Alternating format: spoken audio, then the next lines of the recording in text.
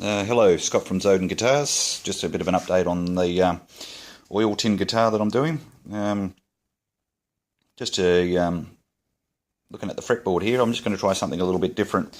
I've got some Banksia nuts that I'm going to use in the fretboard. For those uninitiated, this is what a Banksia nut looks like. What I've done is actually sliced it into 8 to 10 mil thick pieces, and then I've basically made a little trench inside my fretboard material, and I'm going to have a little bit of a jarrah edge along the outside edge here as well, just to protect it, to stop these pieces falling apart.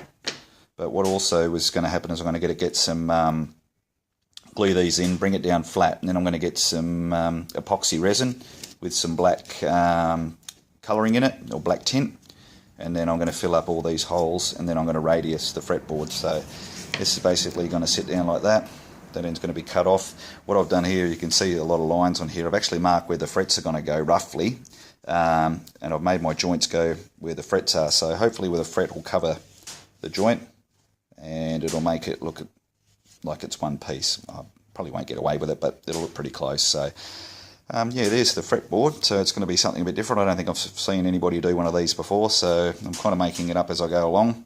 The little tray should hold everything in place and keep the actual fretboard nice and stable. I've actually had the idea for a while. I was going to do it on a complete big guitar build, but I thought I'd do it on this guitar to see how it turned out. I was a little bit worried about when I was sanding it down and getting it all ready to put inside the thing that the actual Banksia nut might break, because it is quite fragile. If you can see here, it's a lot of holes in it, so that's why I cut it a little bit thicker, just to give it that extra support, but it held together actually quite well. Don't mind the mess. Over here I've got the actual truss rod into the guitar neck.